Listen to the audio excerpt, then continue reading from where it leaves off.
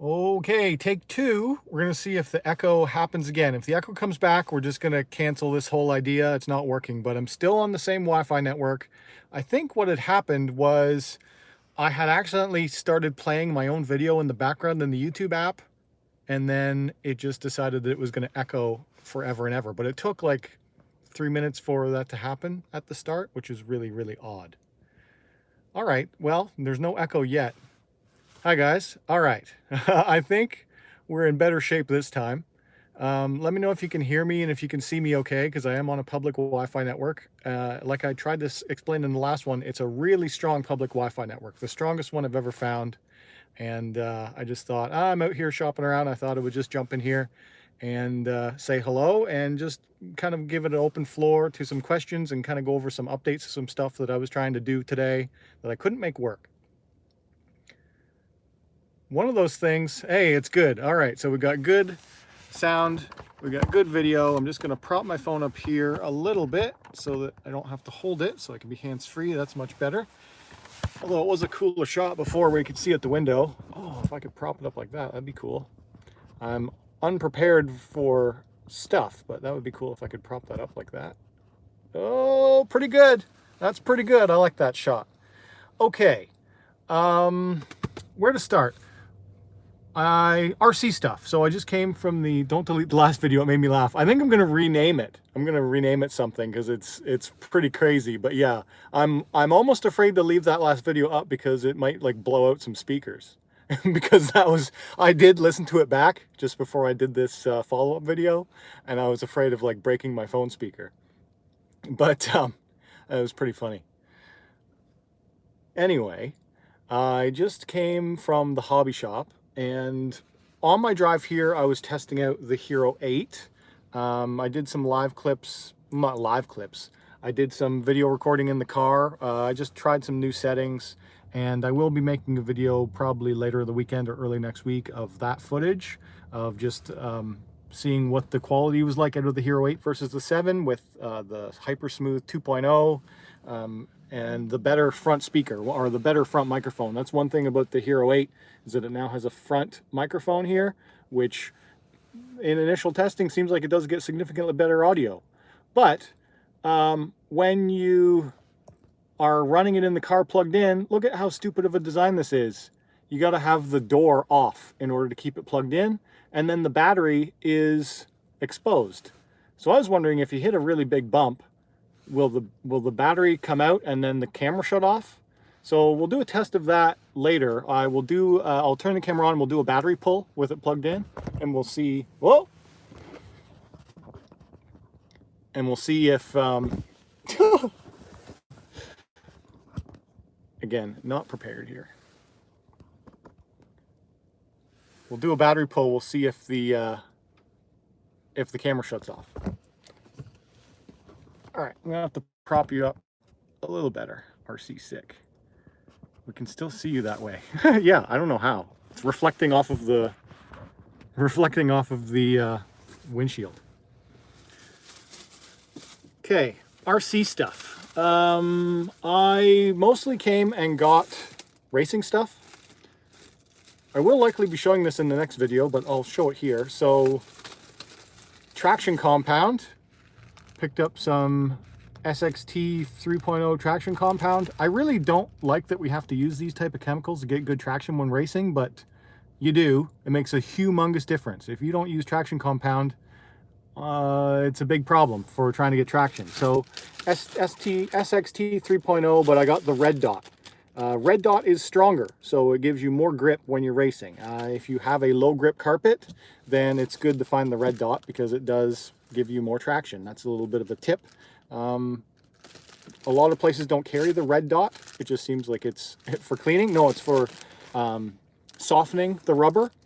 So you apply this to your on-road wheels, which as an example of that, I can show you that because that's the other thing I bought was some USGT style Gravity RC wheels and tires.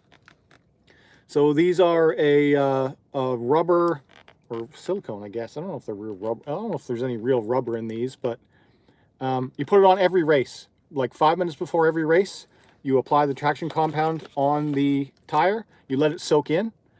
and then you take it out on the track. It increases the traction significantly. So you also want to clean them ahead of time. So it's best to clean them first with either like a brake cleaner or lighter fluid. Actually works well too. And then it's a chemical reaction of the cleaner softening it, and it does make a big difference. I don't like that we have to do all this chemical nonsense to get good traction out of your tires, but if you don't, it's like skating on ice if you don't do that prep. So anyway, I got new tires because the other reason I got the new tires is because I break these rims a lot from hitting walls.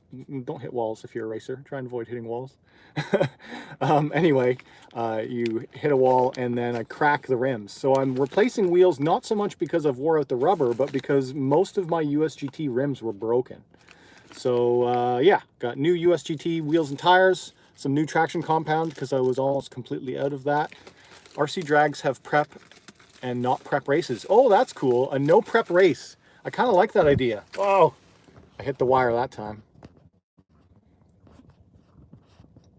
A no prep race would be really cool where you don't have to do any tire prep and everyone has the same tire. That would be pretty cool. And then the kind of the splurge purchase. Well, not a big splurge for me, I guess, at the hobby store because it's not a kit, but something that I've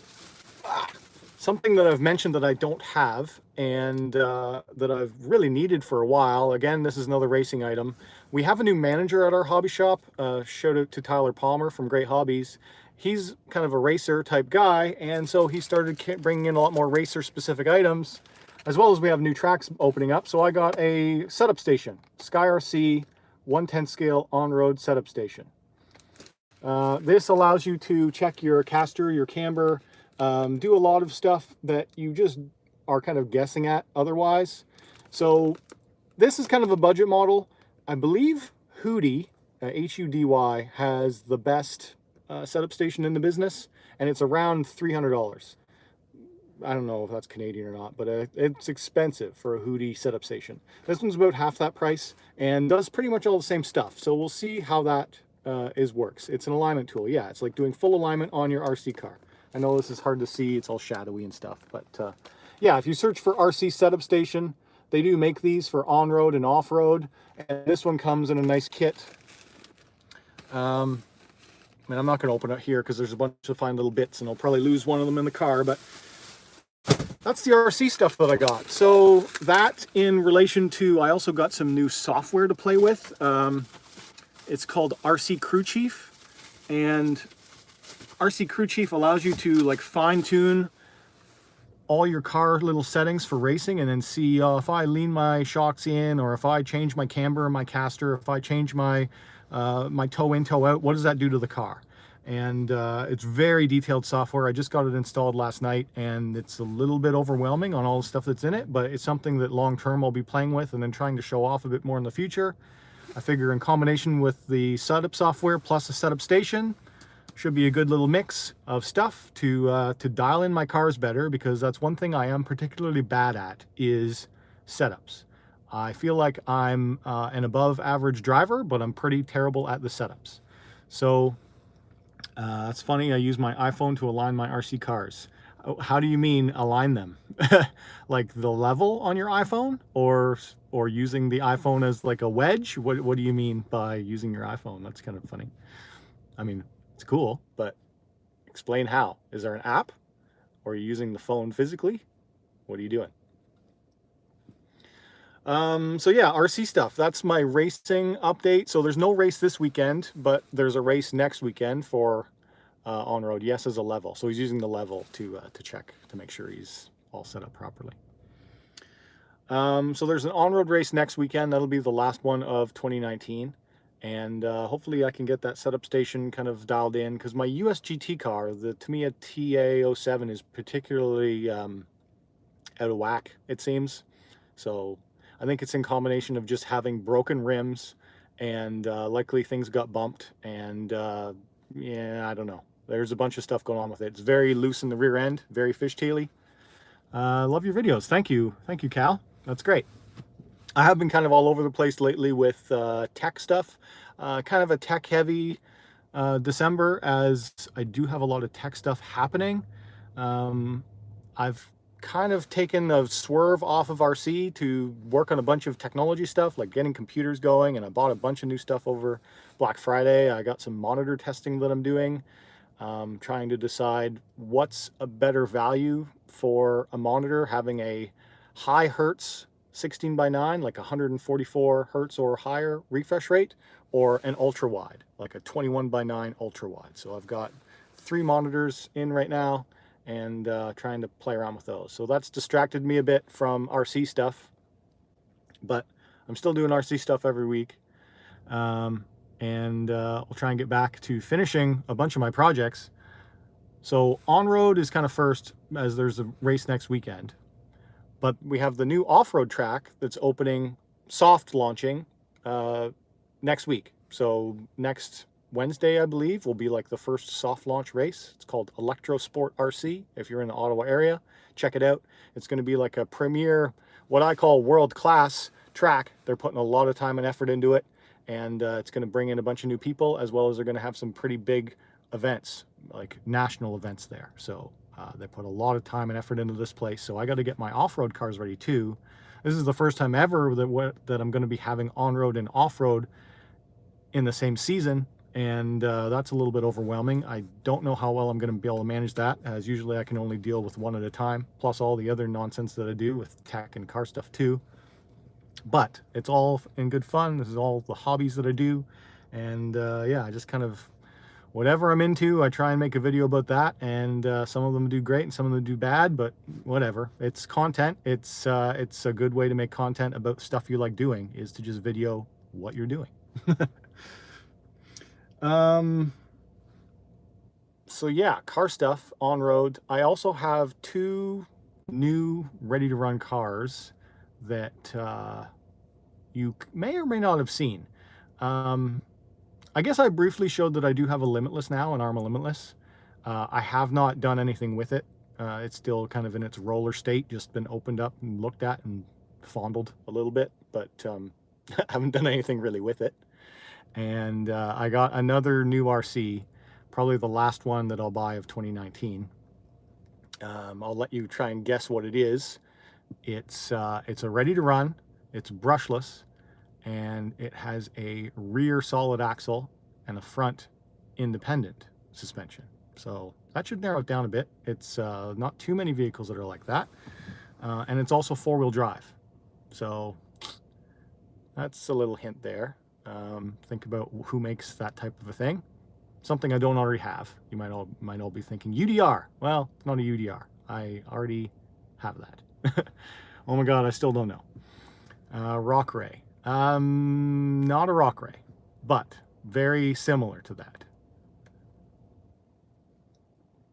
Now, actually, Black Friday, the Rock Ray was a good deal. I think there was a Rock Ray bind and drive or something that you could get for hundreds of dollars off, and it was really good. DBX-LE has fully independent front and rear suspension, so that, nope, not that, but that would be pretty cool too. Although I'm kind of pulling back from the really large RCs, because I find them to be a bit of a pain to transport, to charge, and parts are more expensive, and working on them. So it's just like finding the work area to work on them is a problem for me. Just saying cars I know about. So it's not a Losi. It's, oh, let me narrow it down even more. It's not a Horizon Hobby owned brand. While you guys are thinking about that, let's do the little GoPro Hero 8 test. So I'm going to power on the Hero 8. So it's going to boot up here, and it's going to say it's charging in a minute. It should. Hey, the Hero 8 is still kind of buggy. So it is actually charging, and it should be showing me a red light that it's charging, but it's not. So it says it's at 99% charged. That probably won't focus on that. Anyway, it's at 99% charged. How about a Hero 8 giveaway? Sorry. Maybe, I don't know, if this thing is better than the 7, maybe I don't know. Probably not gonna be giving away any $500 cameras, but I have some older action cameras that I'm certainly willing to give away. I have some older ones. I have the high-tech one, brand new in box, never even tried it. As well as I've got the Yi action cam. Hey Scott. And yeah, I think if Scott, if you just jumped in, you just missed all the RC content. I launched with RC. So you're gonna have to go back to watch that if you want to see some of the RC racing stuff I just got. We were gonna do a little test of the GoPro right now, as I was kind of curious if it's plugged in and charging, but you have to have this stupid door off it because the Hero 8 now has the whole door is one piece, right? So if you're charging it and you're recording it, and then if there's nothing holding the battery in except for the friction of the pins on the battery. So if I pull the battery out while it's on, will it turn off? Let's find out, shall we? So let's see if we can get a shot where we've got a picture on the screen. I'm gonna yank the battery. It still thinks it has a battery. Oh, no battery. Wow. Thank you, GoPro. You actually designed that properly.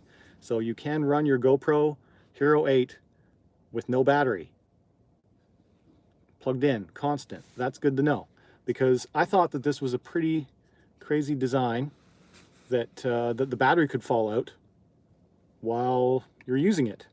That's because if you're going to run your GoPro for a long time, they're not known for having great battery life. So if you're going to plug them in, it certainly would be good to know that it's not going to power off if the battery jiggles out, because they made this stupid design that has the whole door needs to be off to have it plugged in. Anyway, so that's good. There was another weird little thing that I ran into. Do I like it?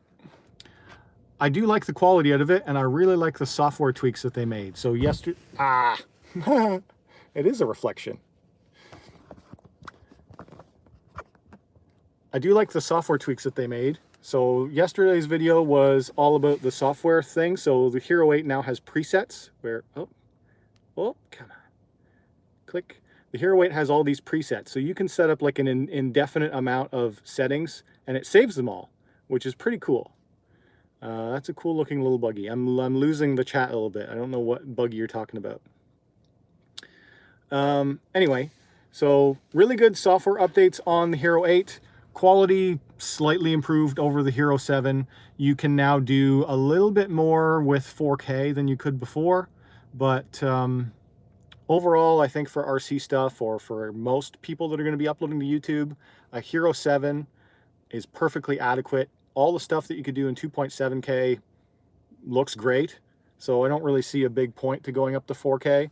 The big benefit to having the Hero 8 is better hypersmooth, a front microphone, so you get significant, so far in my testing, you get significantly better audio because it has a front microphone on it, and you also get all the software tweaks. So there's quite a bit of software improvements to be able to quickly change settings and do things like you want to go slow-mo, or you want to change your aspect ratio or frame rates. That's all way easier to do.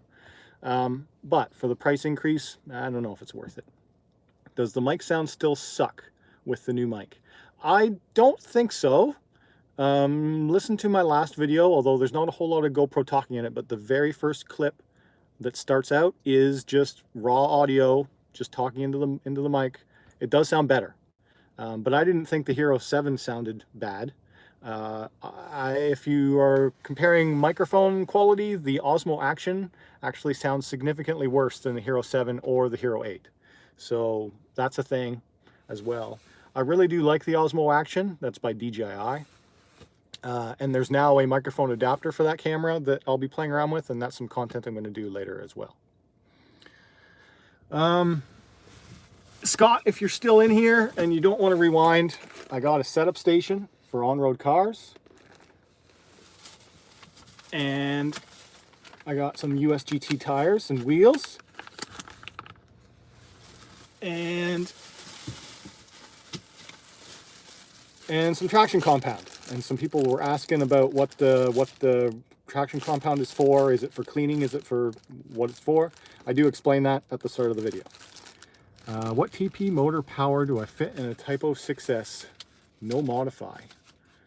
Does it have a motor in it already? Because I find that the motor that it comes with is really good, the 2050 kV. And if you're doing TP power because you're doing speed runs, I can't answer that because I'm not a speed run guy. I really have no idea what kind of KV you should be running for a speed runner. Yeah, I really don't know. You need to try the AMA Talion G. AMA Talion. Talion is the Truggy, the 6S Truggy. I do really like that.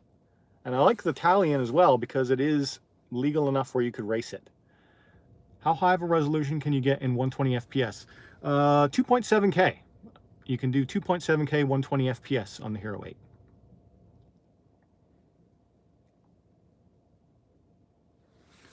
Pretty sure.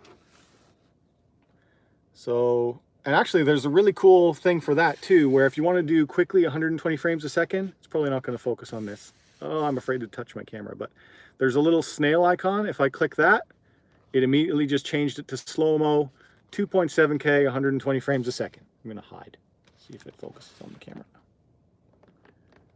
And it's not, it's still, Anyway, you can quick toggle slow-mo on and off, which is pretty neat. I need to upgrade my Hero 5. If you're still on a Hero 5, it is a humongous upgrade. Although I don't know if I would necessarily recommend the 8. For the pricing that's been on over Black Friday and stuff for the 7, there's some really good deals on the 7. So you could try and take a look at that. But for RC related stuff, these have pretty much killed gimbals, guys. Like smartphones on gimbals are a real pain in the ass to try and balance. They work really good, but they're a pain. This point and shoot, go. It's like using any other normal camera, but the smoothness that you get is just unbelievable.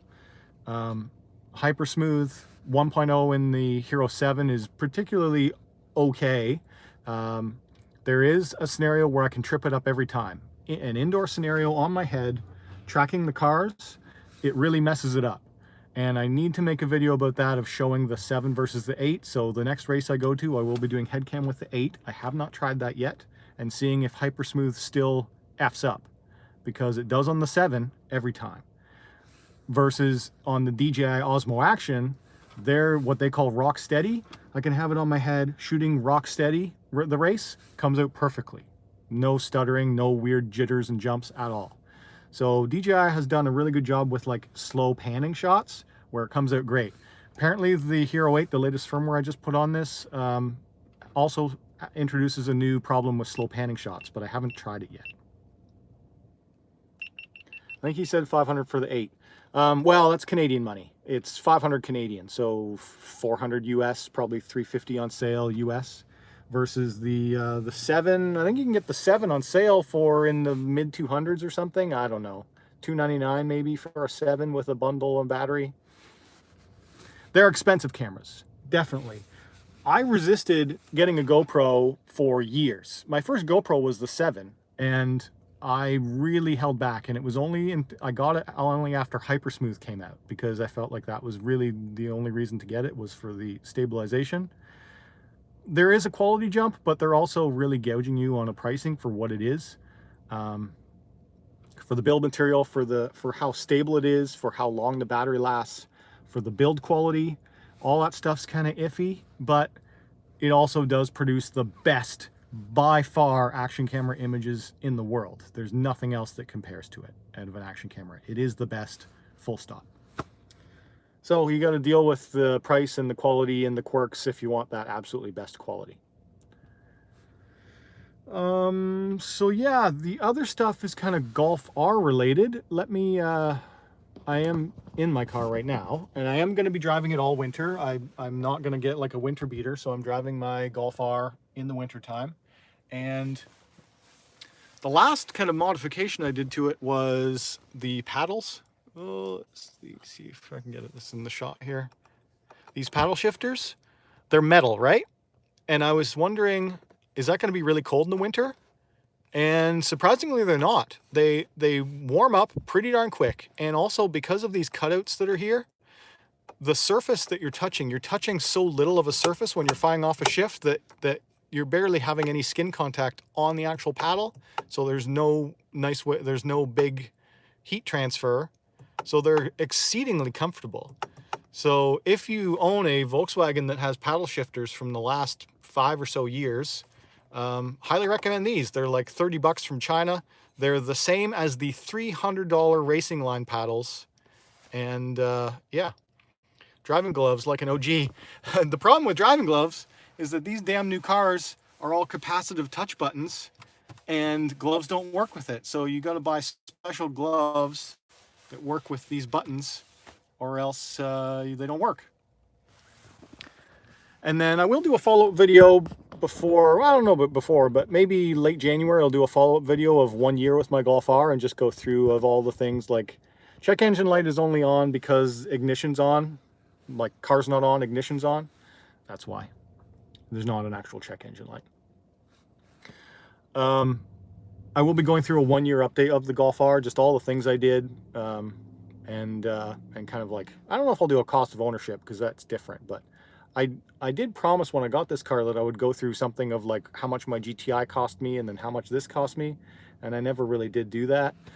I have started tallying it, and then I was like, oh, how far am I going to go down this rabbit hole? Am I going to be like every maintenance bill, every gas bill? I have all that stuff, but anyway, I figured out like how much it cost me for the 4 years that I owned my GTI in like car payments, and then how much I sold it for, and then how much I got this one for, and so I can kind of talk about all that. But since I'm Canadian, it doesn't really relate, right? It's all different values.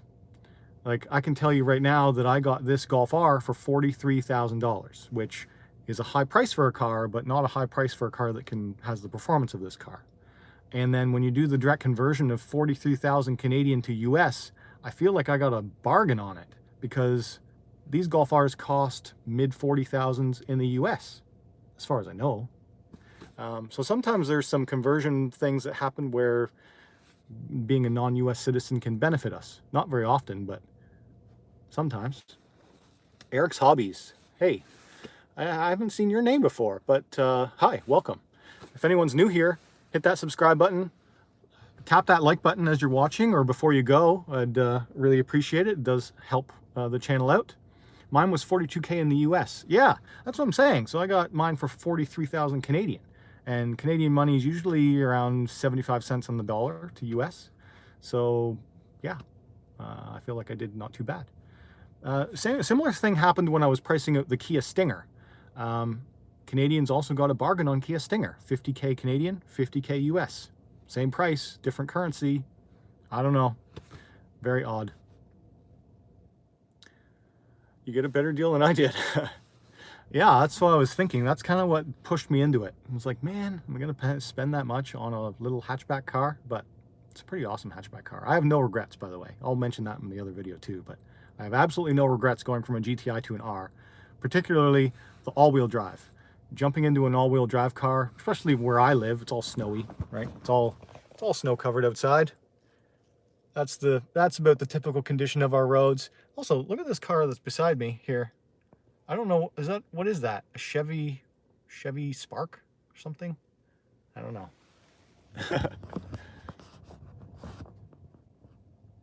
Don't forget to name the video with the warning. Oh yeah. Echo. This video will destroy your speakers.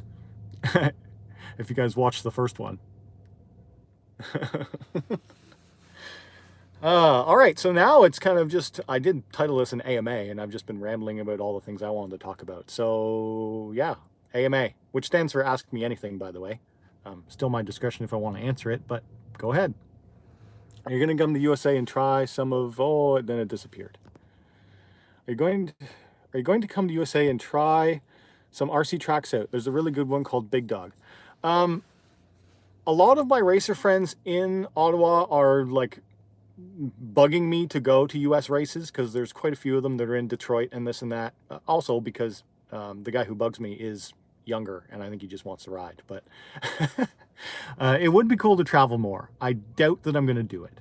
When I think about how much time I have and then just trying to, you know, between time and family and then my own aspirations of all my hobbies and doing YouTube and stuff, I don't see myself traveling around a whole lot unless my YouTube takes off enough where this becomes my full-time gig, and then I would go and do like, I would travel around to some of the bigger races. But I just don't see it happening with a day job at this point. A typical 9-to-5er, as shall we say.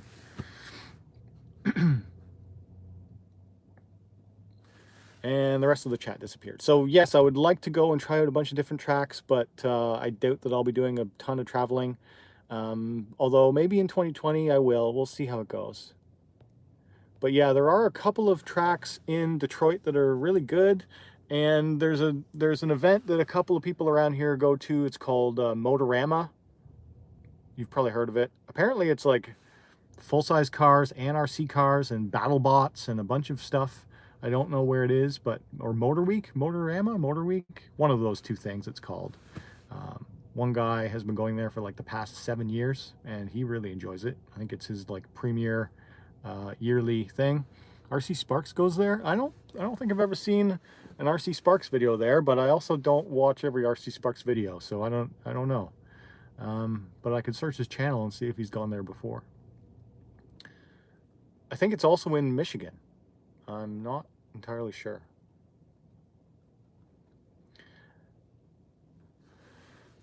So yeah, what else you want to chat about? That's half an hour. That's 30 minutes of the good stream versus 5 minutes of the echoey garbage that was the first stream. Netcruzer on tour sounds good. Yeah. Maybe I should start one of those like Patreon GoFundMe things of a let's go on tour. Let's do an RC tour. Because yeah, I don't know. I'd have to like quit my job to do that. I know a lot of people have wanted to do that for a lot of the travel vloggers and the van lifers. A lot of those people do the worldwide trips. A few of them have worked. Many of them don't. So I don't know. It's kind of a risky endeavor.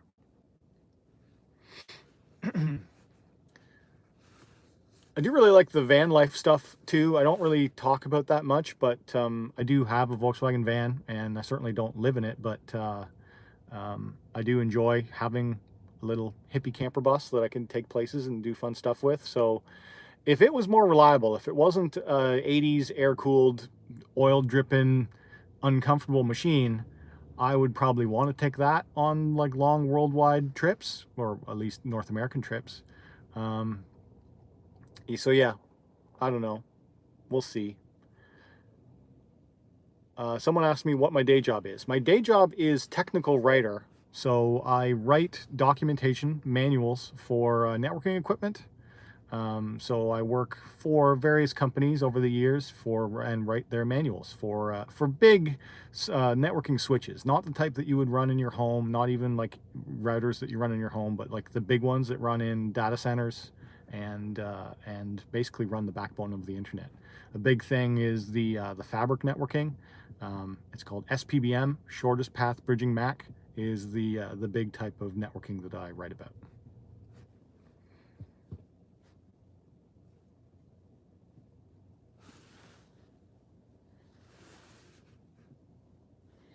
So yeah, RC stuff. Oh, I guess I should reveal what that RC was, the last new RC that I bought, and then we'll end this. So I said it was a solid rear axle. It was front independent suspension.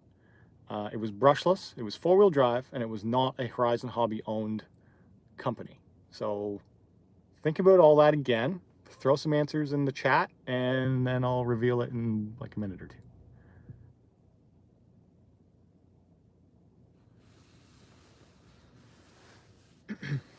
Now the chat got eerily quiet. Or I'm having internet problems again. Are you allowed to tell me? Who are you asking? Are you going to do more OBD11 coding? Yes, although I have done most of the coding updates that I wanted to in this car. There's a couple of really awesome ones that I kind of buried in some of my longer videos. So I am going to do some of I want to do a video of like the best mods I've done, as well as there's one in particular for the adaptive lane keeping.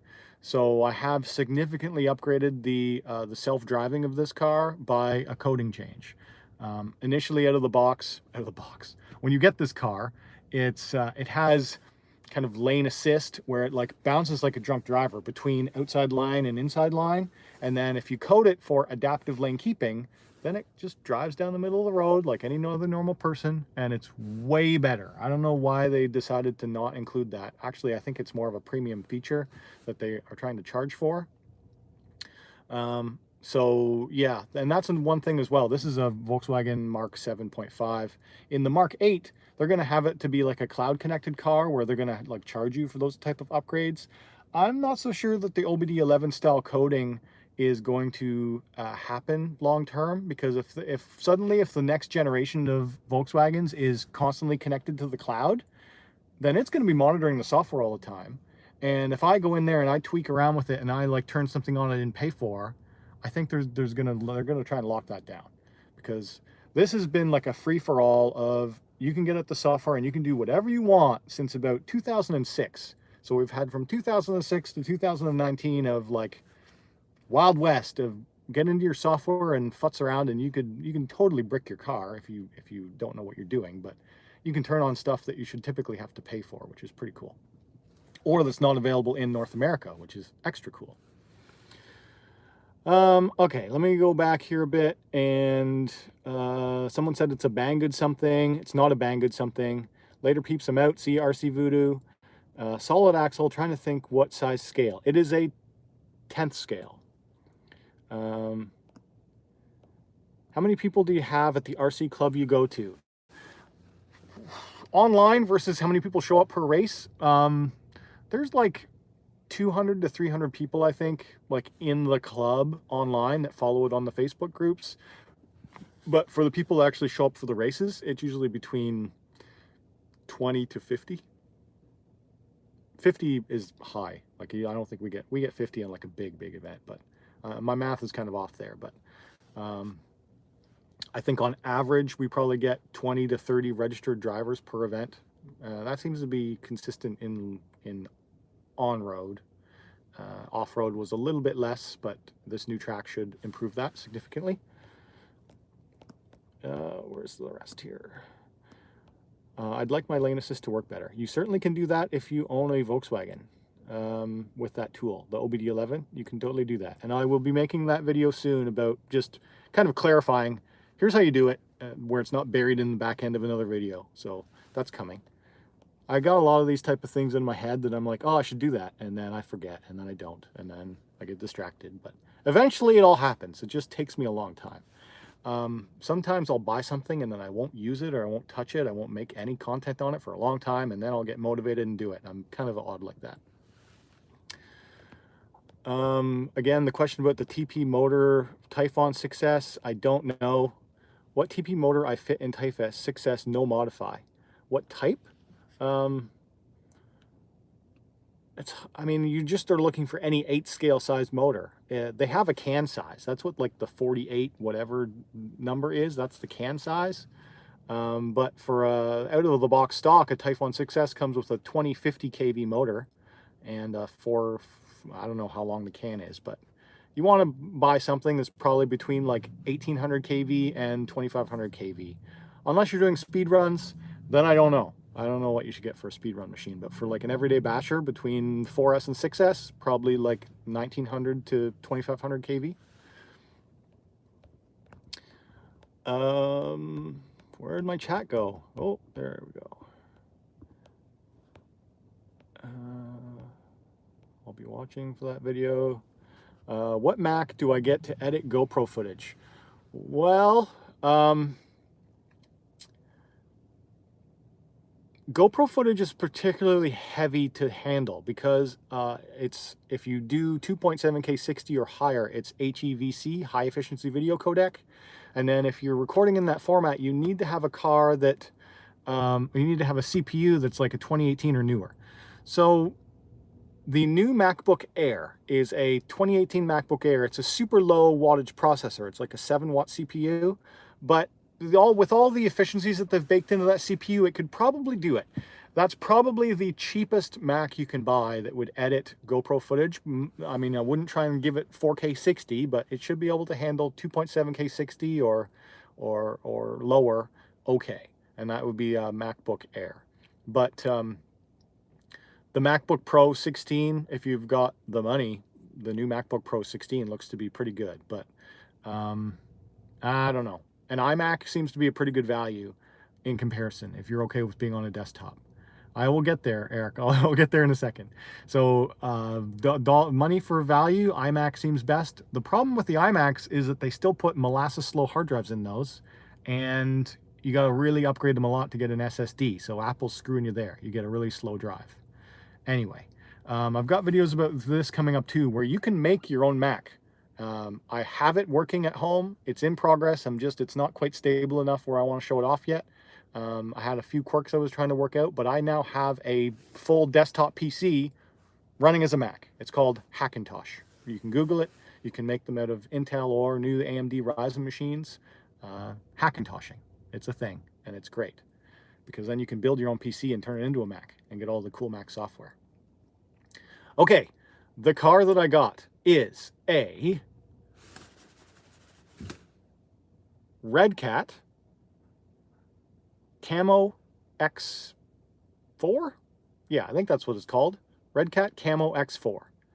So it's a solid axle rear-wheel drive, so solid axle, four-wheel drive, independent front suspension, and it's got a really cool like caged scale body on it with the body with, you know, an interior and stuff. It looks very much like the new, what just came out? Well, it's got like a nice interior like the new Red Cat Gen 8 Axe, and it looks like a Capra, but a bigger version of a Capra, but it's a rock racer, not an actual crawler. And yeah, Red Cat's really good bang for money. So I ordered that Red Cat back when we had Canadian Thanksgiving, which was in mid-October. We got 10% off all orders, and I was looking at it back then, and I was like, dang, it comes with a full brushless setup. It looks like really good build quality for money.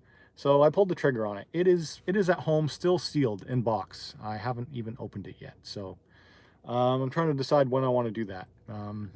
Either probably in the next week or two, or I might just wait till Christmas vacation so I have like a fun present RC to open, because I know my wife's not going to get me an RC. I buy way too much RC stuff for myself. So I might hold on to that Red Cat to open it around Christmas time so I have a new RC to play with then. Because I've got enough projects to keep me going well into 2020 without opening up a new one, that's for sure. Yeah. So I think we're going to end it there at the 45-minute mark. We're definitely going to end it. That's in like 3 minutes. So yeah, if I missed a question and you are upset, I'm sorry. It all flies by pretty quick and then disappears. You need more storage space. Yeah. My wife was saying, did you see the shelves on sale? I was like, well, yeah, but I don't want to buy more shelves. I just want to get rid of more stuff. So I think I'm going to try and post a couple of RCs for sale that I haven't ran in quite a while, or just not that interested in anymore. So we'll try and condense down the fleet a little bit and try and just keep good quality ones that I want to run, either race machines or really fun bashers. Yeah, I don't know. All right, guys, if you enjoyed this video, hit that like button. If you're new around here, or if you're not subscribed, subscribe. And if you want to talk to me, leave a comment down below. Although you guys have been talking to me the whole time in the chat, which is great. I'm getting more interaction on this chat than I've got in many of my last videos. Probably because my content's all over the place for content. It's either tech or cars or RC, of all different methods. But I just don't think I would have fun niching myself down into one thing for this channel. So I'm still kind of keeping it just all about my interests. And we'll just keep doing it that way, and until it gets to a point where I really can't manage it anymore, or one of them takes off so much that I've got to split it off. But anyway, that's where we're at. All right, guys. Thanks for watching. Keep on RCing. If you like the Volkswagen stuff, the coding stuff that someone was asking about, I will be making more content about that.